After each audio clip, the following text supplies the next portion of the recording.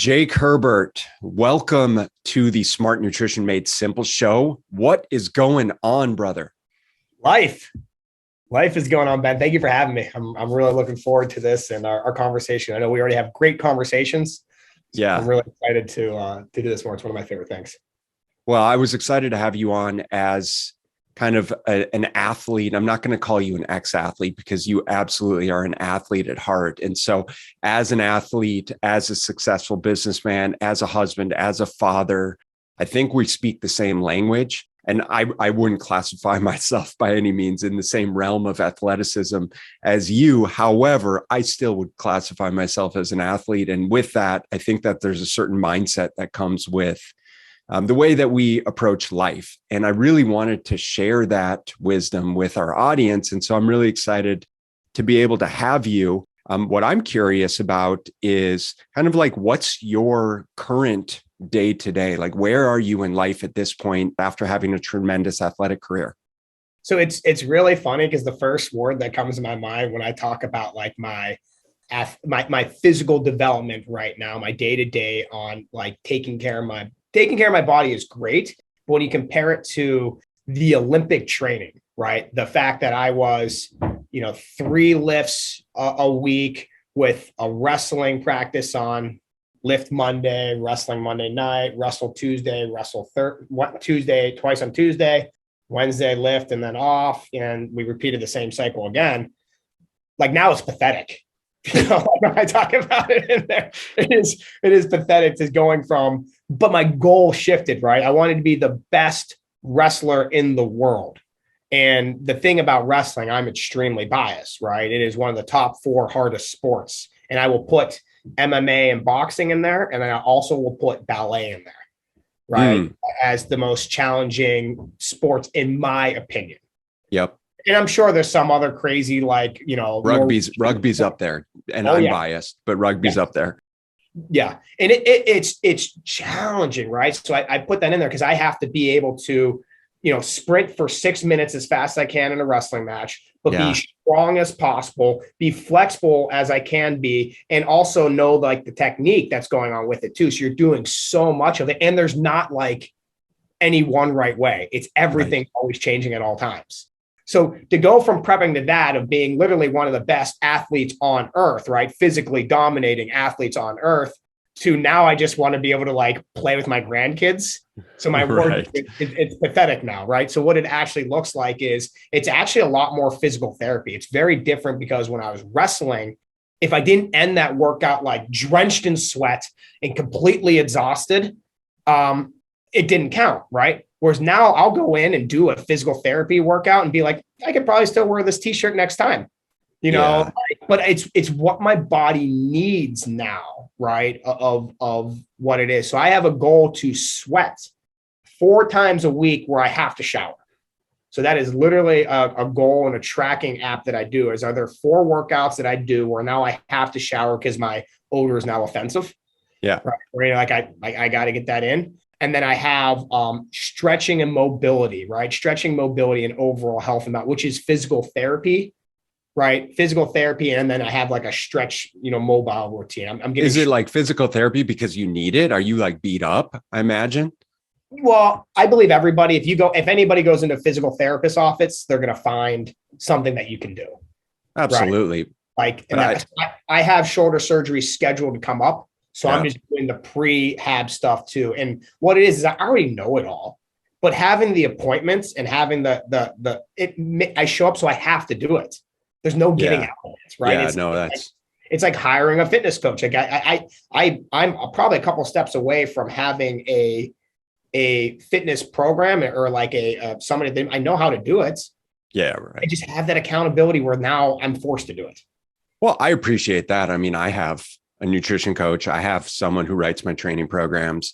I have a business coach. I obviously have like a men's accountability group, which you're part of, leading. And so I think we both can agree. And honestly, this is part of, I think, the athlete mindset of having accountability and knowing the value of having a coach and really appreciating and acknowledging that by virtue of doing that, by virtue of having people that you're accountable to, and that you're investing in, you're more likely to show up. And the more that you show up, the more successful you're going to be, the more that you're challenged and the more uncomfortable you're going to be, and the more that you're going to grow, and on and on and on. Right.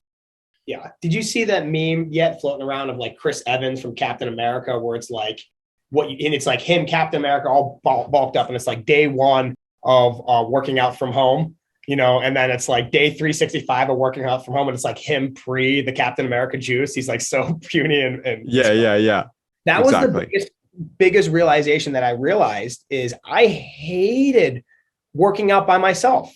Even if I go and do my physical therapy routine, I know it all, I can do it. I get like 60 to 70% out of it, where when I go into the practice with somebody else, I'm getting 100 to 110% out. Yeah.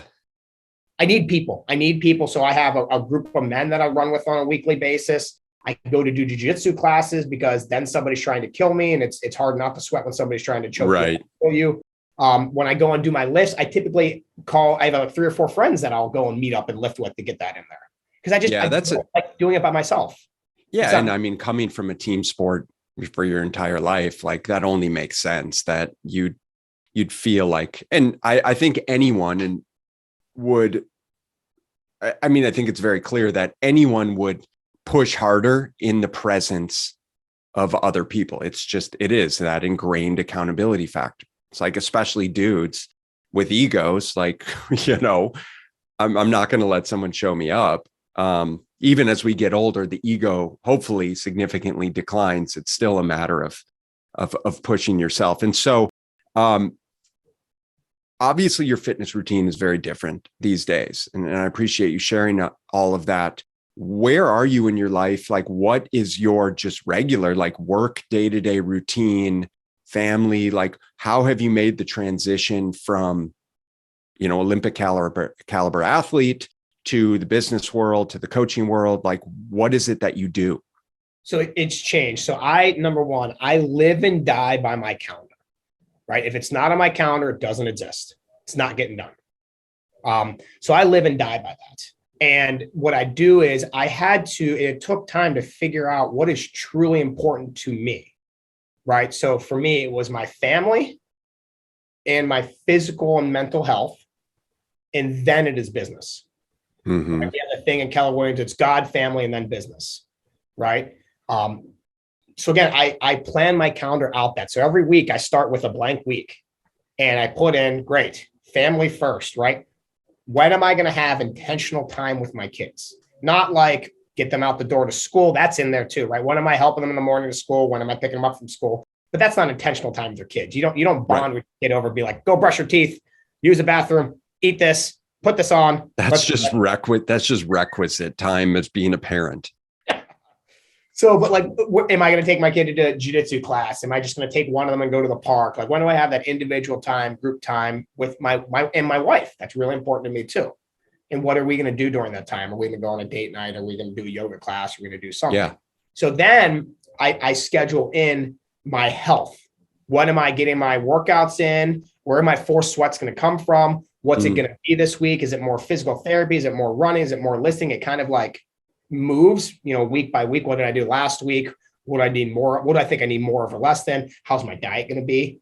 And then my work gets put in around that, which is completely flipping on the head, because majority of people have their 9 to 5 and they try to squeeze their family and squeeze their health into their work schedule.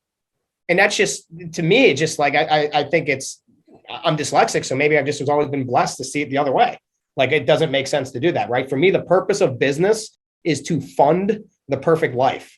And first you need to identify what is your perfect life, right? From that. So that's kind of how that schedule looks, right? And I'm solar powered at this point. It's weird to say, Ben, like, when the sun is up, I'm up. And when the sun is down, I'm like ready to go to sleep, which is vastly different than like I was the night owl for so long. And now it's like 9:30 at night. I'm like, I have my orange goggles on. Right? Your blue blocking glasses on. Yeah, the blue light blocking I didn't know you were a biohacker too, man. Yeah, phones away. I have all my kids have like the 10-watt red light bulbs in their rooms. So that's what's on for them to kind of get it all down. And I'm reading my book and, going to sleep. like 9:30 to 10:30 at those points. Yeah, that's awesome that you prioritize those things. And I appreciate how you shared how to do that or how you do it. And I think an aha for me is definitely that you're kind of coming from a blank slate standpoint. And you're looking at, okay, well, if these things truly are a priority for me, then it only makes sense that I'm putting them on the calendar first. I'm putting family on the calendar first. I'm putting fitness on the calendar second. And then I'm weaving in business related tasks, because if that's what I say it matters to me, then clearly that's how I'm, upholding those values. What is your business? Tell our listeners a little bit more about how you help people, basically. Got it. Awesome. Thank you. So I help people through the Dad's Edge, accelerator, right? Which you're a member of, and how we met and how we connected, and we're here too. So we're a business for fathers, right, who want to continue to improve their relationship with their wives, right, deepen their connections with their kids while continuing to scale your business, right? Because as business owners, it's hard, right? I didn't have a lot of people that I could go and connect with on that. It's hard to talk to somebody that has a W-2 that does not control their time, that couldn't even imagine starting with a blank calendar, because they have to be at a place at 8:30, right, 9 o'clock and have to work till 4, right? Like, as business owners, you're responsible for it. So we've just been able to create that container to facilitate the conversations, right? And I've just been blessed that I was a member of it first. And as I was getting ready to launch another business, they asked me before I hit that button to launch, would you maybe consider coming on board here and helping us? We need help on this end. We're growing. That's awesome. Yeah. So that's about 50% of my working time, right? Okay. The other 50%, I have a handful of individual coaching clients that want that one-on-one individualness, that are, a couple of them are business owners, some of them aren't, right? Yep. To kind of help in that life coaching. And then I have real estate sales that I do. And then I'd say another 30 to 40% of my time is my investments, right? My passive incomes on, finding apartment buildings, investing in businesses, investing in other people. Going back to what I said about how I plan my schedule, here's the ironic thing about that is when you ask me how I'm doing in those areas, and I had to grade myself, 1 to 10. Well, how am I doing with my family? I'm at an 8 or 9 right there with that. Like, I don't believe I'm a full 10. It's always shifting and scaling, but that is number one of where I'm showing up the best and I'm most proud of, is how I'm a husband in my relationship with my wife, and how I am a father to my kids. That is truly my highest rating score on there.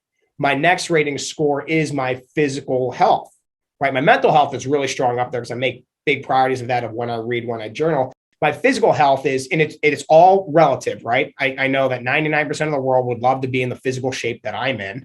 I'm still riding residual effects of, 20 years of Olympic wrestling training. Right. But, that's a priority to me. That puts that in there. So I feel next great about that. And that comes from a lot more, what I've been noticing is my diet, not so much the physical work at this point, but my diet and my sleep and my sobriety. That is such a big superpower that I've been having that I didn't recognize or need in my 20s. And then if you ask me of what I'm least happy with, it's the results I'm getting from my business. And not that I'm not happy with it. Right. It's just in the order of priority. Like, I wish I could get more from it, but I'm not willing to sacrifice those priorities. I'm not willing to get more from my business by not taking my kids to school, by not dating my wife, by not being in shape. Now, don't get me wrong. I missed one of my workouts, my sweating workouts this week, because one of our tenants, the furnace was out. And I spent an hour over that place when I was supposed to be running. I spent an hour over doing that to find out they didn't pay the freaking gas bill. So I was like livid. You're like trying to fix the furnace and the gas is out. And I asked them 5 different times. I made sure, hey, when you move in, you need to set this up. Hey, when you're here, like, is this on here? Right. Like it's, but in that, and I missed my workout for that, that's really been one of the things that has been really helpful for me as being part of the group, as being part of the Dad Edge group, has been given the opportunity to evaluate all of these different areas of life, to evaluate my relationship with my wife, my relationship with my kids, and how the business is doing, and be able to reflect consistently on growth and progress in all of those areas. And it's been really enlightening for me. But just like back to the beginning of our conversation, Jake, is I think so much of it just comes down to awareness by virtue of accountability.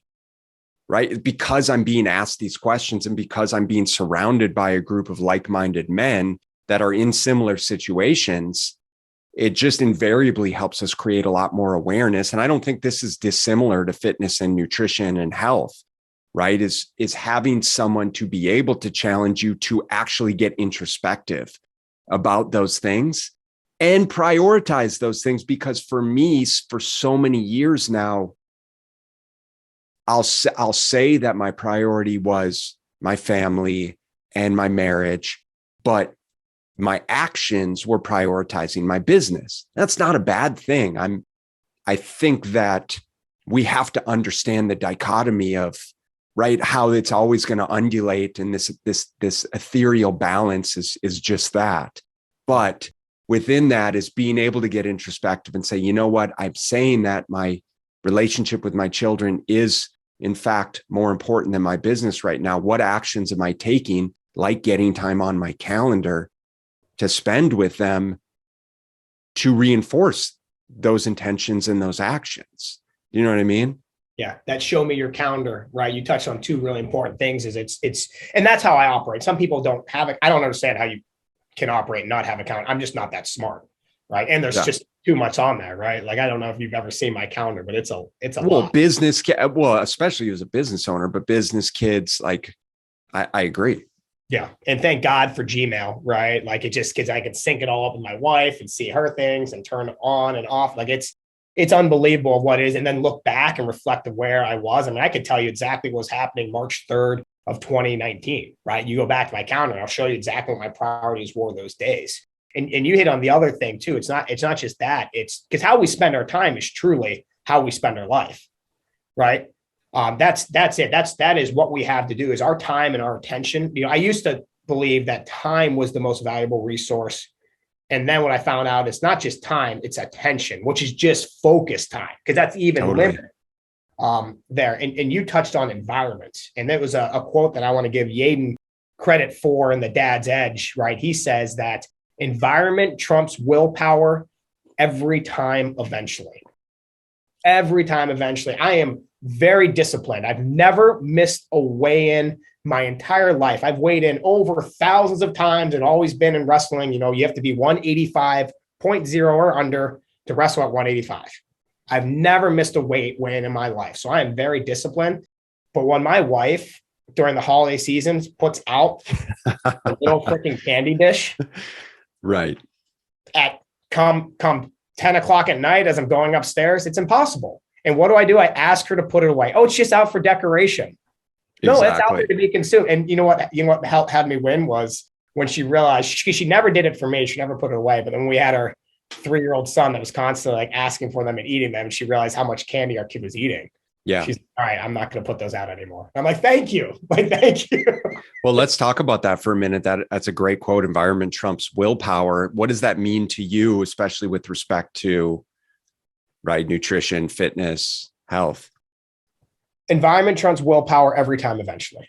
So if you're going to be if you go to the weight room every single day at freaking Arnold's gym and Gold's Gym, right, and you're lifting with Arnold Schwarzenegger and that pumping iron routine, you're going to pick that up. That's going to impression on you, right? That's your average of the 5 people. You're going to start to look what they like with them, eat what they like, wear what they like, and do it. That's people. I don't care who it is. That's what we are. So you're the average of the 5 people you associate with most.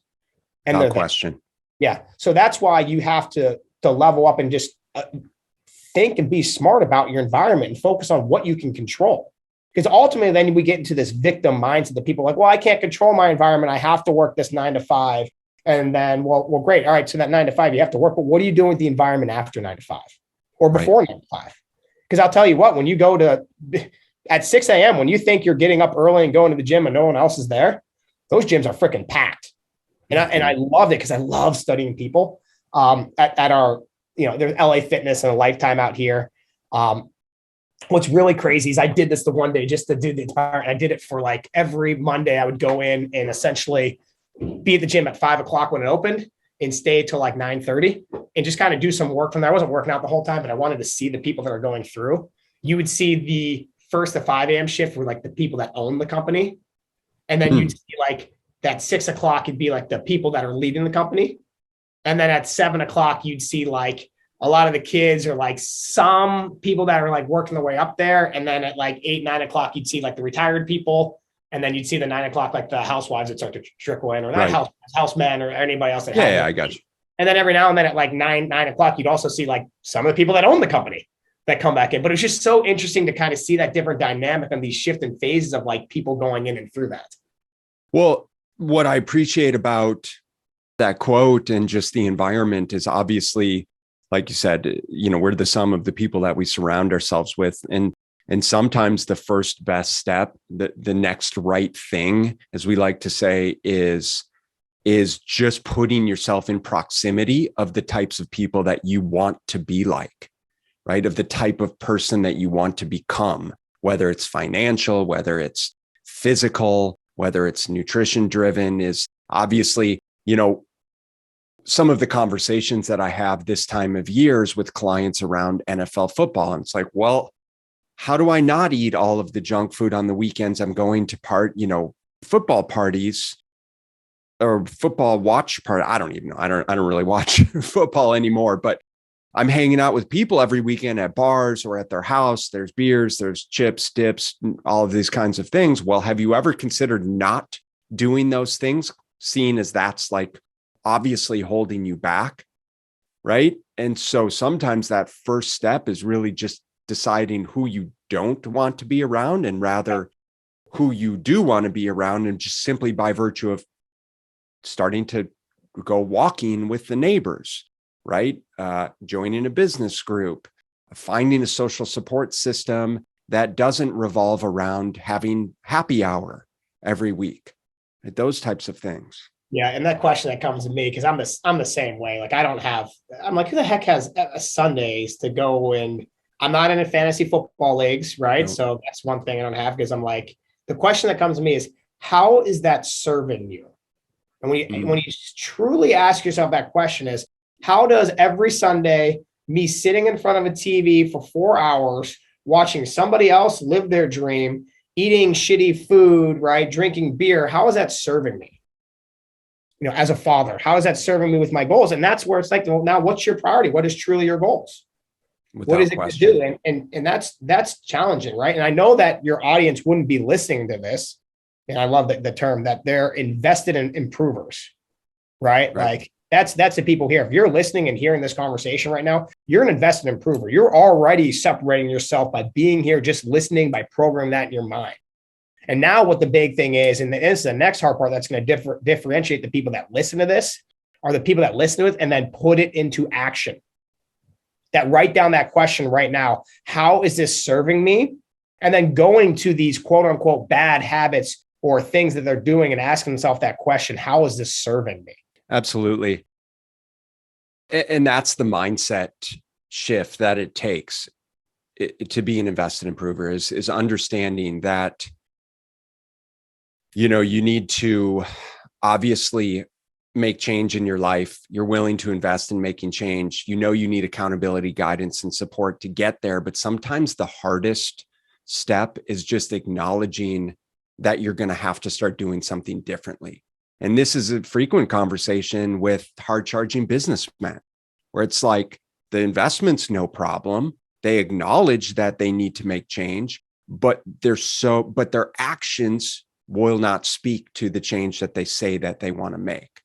So I guess my question to you with respect to this, Jake, is when we're having conversations with people, and let's say that there's someone listening and they're fully aware that they want to make change. They say they want to make change, but they're scared to death of what that means with respect to their day-to-day, whether that's going to impact business, whether, that the fact that they have to do things differently. Perhaps they're scared of the fact that they need to start eating healthier and they don't know what to do. They need to start exercising more and they don't know what to do or think they have to go crazy in the gym to be able to get results. What would that athlete mindset and your experience and expertise say to someone listening? Well, so it's hard because number one, I don't understand that. I'm like, if something needs to be done, I'm going to freaking do it. Right. Like if that's where it is, and I go extreme, right? I think one of the things that made me successful on the wrestling mat was not only did I do all the work, but everybody that I competed against was at the same weight class. We were all pretty strong. We're all pretty fast. We're all pretty flexible. We all pretty know the technique, but it's the mindset, right? I went in with the mentality that, and I asked this, I go, okay, right. Like, Ben, if you and I are to wrestle in a match, like I'm safe to say, I know I'm going to beat you, right? I'm a better wrestler. I'm a national. You don't have wrestling experience. That's without question. Like, I'm going to beat you. It's not going to be easy, but what the difference is going to be is if I go and I go into a match and you're just there to wrestle and you already know, like, hey, he's an Olympic, he's a world silver medalist. He's got national titles. I'm going to win. And you go in and compete against me in that way, it's going to be a certain level of ease for me. It's not going to be completely easy because you're strong, you're fast, you're athletic. I'm going to have to try. But now if I go, hey, Ben, you're going to wrestle me and I'm going to get intense here, right? And your kids and family life is on the line. Right. You never get to see them again if you don't win this wrestling match. That effort that you're going to put in, you're still going to lose, but it's going to be so much harder for me, right? It's going to be immensely harder for me. And that was something I couldn't understand with, is why I could take one of the guys in college or at the world level and do whatever I want with him, because I had that mental edge over there. And the other one is fighting that freaking hard. So when it comes to change and everything like this, people will look at it and say, hey, I'm willing to die for my family, right? I'm willing to put my life on the line. If it's that, like, go ahead. You want my family, come through me. I'm willing to die for it. But the hard part is switch that around. Are you truly willing and able to live for your family? That's a harder thing. Meaning, are you willing to say no to that salami sandwich and eat a salad lunch? Are you willing to get up and go and walk that 20 minutes? So now it goes into, well, when it's talking about change and what needs to be done, it's what is the smallest, slightest thing that I can do just a little bit differently. And what I do with this too is I help so many people they're like, oh, I've gained so much weight because I come home from night. It's the habit. I come home from night, I crack a beer. I end up having, 2 to 3 beers at night, right? Right. 800 more calories, in there and two. And I go, well, listen, instead of just changing that, cutting it out right away and going from 0 to 100, it's hard. Here's what I want you to do. Before you have your first beer, fill up your beer glass with water, drink the whole thing of water, then have your beer. Then if you're going to have another one, fill up your whole thing with water, have that water, then have another beer. And over time, they start to get filled up. You're starting to replace slowly, because they still want to just have this motion, right? It's this. It's what it represents. Absolutely. It's in the chips. Great. Go from, Lay's potato chips to the reduced fat ones to eventually kale chips to carrot chips to whole carrots. And you just make those progress. But what is that next small thing that I can do to kind of tweak and adjust it to make that improvement? Dude, that, dialogue that you just had really hit me in terms of, are you willing to live for your family? And I think that that's the most important question, right? Because you say that you're willing to die for them. And so if you say this is something that you truly want, and you say that this is something that's important to you, and you're willing to hire a coach in order to help you make these changes, then you owe it to not only yourself, but obviously your family, your community, everyone who's impacted by you on any level. And I think we all have a responsibility to show up and lead by example, regardless of whether we have a family or not, right? Especially in this day and age with kind of the way our society is. But that's really the question at bay here is, you said you want to make change. So start making change, and it doesn't have to be extreme. This is the value of actually having a good coach, of understanding it really does come down to behaviors and habits and making small, steady, progressive changes over time so that it doesn't have to feel daunting and overwhelming and all or nothing. Right. Yeah. And that's what it is. It's, and that it brings me right to like a thing I was listening to once. He's like, the habit of, almost like saving and investing, right? Such a small thing that, hey, compounding interest. When you get your first paycheck, right? And hey, you've never gotten a paycheck before. Cause go back to thinking of your first paycheck, right? And like, I remember my first contract I signed, right? I graduated college. They're like, hey, listen, we're going to give you $2,000 a month. That's 24 grand. All you have to do is just sit here and wrestle. And I'm like, I'm freaking rich. I'm a college kid, 24,000 a month. All I have to do is wrestle and keep showing up. Whoa. whoa, right? Like, Exactly. um, No, exactly. And that's huge. So if people take nothing away from this conversation, hopefully that hits you guys right in the feelers in terms of doing what you say you're going to do and living up to those commitments and coming at it from almost a diehard mindset. It's right because listen, not to beat a dead horse, but it's like, what are you willing to sacrifice? yeah, you're going to give up Right? something, right? Like, but You you're giving up to do something else. You want to you're spending money on beer. You're drinking it. It's not providing you any nutritional value. And then after 4 beers, it's so easy to go house a whole pizza. We've all been there, right? It's just so much easier. So it's, how is drinking beer serving me? What's it doing? Oh, it's helping to relax you after a hard day. Yeah. So does 10 minutes of yoga. So does a walk, right? So can something else that is better than that. How does it serve me? So you mentioned sobriety. Are you currently abstaining from alcohol, or what's that look like? Yeah. So like, no, right? Like I have spurts, right? My wife is 22 weeks pregnant right now. So it's a lot easier, right? But my wife and I, there's something to opening up a bottle of wine and sitting down and connecting with her. And I enjoy that. We're not like, I'm not abusing alcohol, but I'm just telling, as I'm now in my late 30s, right? I'll be 38 in March. Drinking hits me harder and different. And I asked that conversation, how is this serving me? And I start having my kids around. It's just not the same, right? It's I don't need to have those. Don't get me wrong. I have a wedding on Friday. I'm going to let loose. I'm going to pay for it on Saturday. Like I know it's going to happen. But let loose now is like 4 or 5 drinks, whereas before it was like, I want to see you. I better see video of you doing like those back handsprings from that Liberty commercial. Oh yeah, Liberty, dude. Yeah. I got my shirt on. I got my jacket here. They're awesome. But yeah, it's my jiu-jitsu coach. It's his wedding, so sweet. At some point I'm going to be wrestling in my shoot set. Yeah, that's awesome. So I want to respect your time. This has been awesome, but. Before I let you go, I have to know, because you mentioned when we first started the conversation, Jake, around kind of what your training routine looked like in college relative to what it is now. I'm curious about what your current nutrition, I guess, what your nutrition was like in college, and whether you had any semblance of nutritional awareness and what it looks like now. That is the biggest thing I'm finding out. And you see me right now, I have my gallon of water, right? Yeah. 28 ounces. What helps me is every day before I eat, I intend to finish this or get it at least down to the 7 a.m. mark before I eat. So that helps me do intermittent fasting.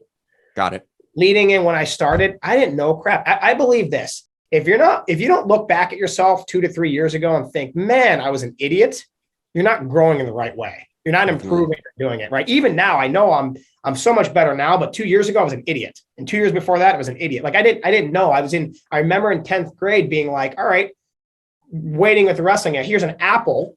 It weighs a pound. I'll be a pound heavier for an apple, but I can have 6 cookies and only gain 0.6. That's amazing. Eat the cookies, right? Like I didn't know. And then I started learning, well, hey, the apple will give you this calories. And then you start to eat it and you feel, I'm like, why don't I have energy after eating these cookies? Why, and so it's eat this and that. And then in college, I'm eating Hot Pockets, right? Because they have bread, meat, cheese. Yeah. It has all 5 food groups all right there. And then somebody's like, do you know what a preservative is? Yeah. Hot Pockets is its own food group, I think. Right. And then you got to put the ranch dressing on it and you burn your mouth when you eat them, all that good stuff. So it then started progressing to get better and better. So, then as I was ready for the Olympics and after college, I feel like when you're younger, you can just put whatever in. You're like an octane fuel. You can just put. Yeah, I mean, when you're burning those types of calories too, without question. Right. But now as I'm older, man, it's like, it's weird. It's like, oh, I stayed up past 9:30 and I ate a bag of chips and I wake up in the morning. I'm like, like, why do I feel like horrible? Like joints hurt. You're retaining like 5 pounds of water. It sucks. But it's just with age, with your body. So the sobriety does help because I feel better, right? How is alcohol serving me there? So when I don't drink, I actually feel better. I do a lot of water, right? So I drink a gallon a day. That is non-negotiable. I am 99% on that. And that helps me to now, essentially, I feel better with intermittent fasting. Because this so when's your first meal? So I won't eat until I'm done, whenever I finish this or get down. Now that's not never. I had a lunch meal yesterday because I had a lunch meeting, and the day before I had that too. So, but typically, yeah, I don't touch food before noon. Yeah. On the weekends, I'll do that. Like I'll have that with my kids because I want to make French toast with them or sausage or pancakes with them. And maybe sometimes I'll have one or two, but I know I feel off afterwards. I don't have that same energy buzz as I do because I go into ketosis with this. And then when I eat, I tend to keep it really basic, like protein and produce. How much real food can I eat and consume that is like one ingredient? Like that's a steak from a cow, that's a chicken, right? That's an orange, that's an apple, versus like it was processed and made in a factory. Yep. So that's just my intention. And I'm about 85 to 90%. I'm not perfect on it, right? Like I still can't figure out for the life of God if eggs are good for you or not. I have so much research on both sides and from like credible people I've talked to on both sides, right? Yeah. That they are good, they're not good. I don't know who and what to believe, but I know this. I know when I eat eggs, I like them, I feel good. When my wife eats eggs, she's in the bathroom 10 minutes later, so she doesn't eat eggs anymore. Yeah, well, I mean, to be fair, eggs are one of the highest allergenic foods. They're like top 6 of allergenic foods. So, you know, biochemical individualization is everyone's going to respond differently. But yeah, totally. That's the hard thing about nutrition these days, and I talk about it all of the time, is we can make a case for abstaining from every single food there is. Yeah. Right. But obviously that wouldn't serve us very well, because I think we could only get so far as a breatharian. You probably could make a case for not breathing too. I'm going to let you go. With that said, I do want to tell you that since our conversation in Dad Edge group, I've been practicing the Wim Hof breathing in the mornings. I even took a weekend seminar.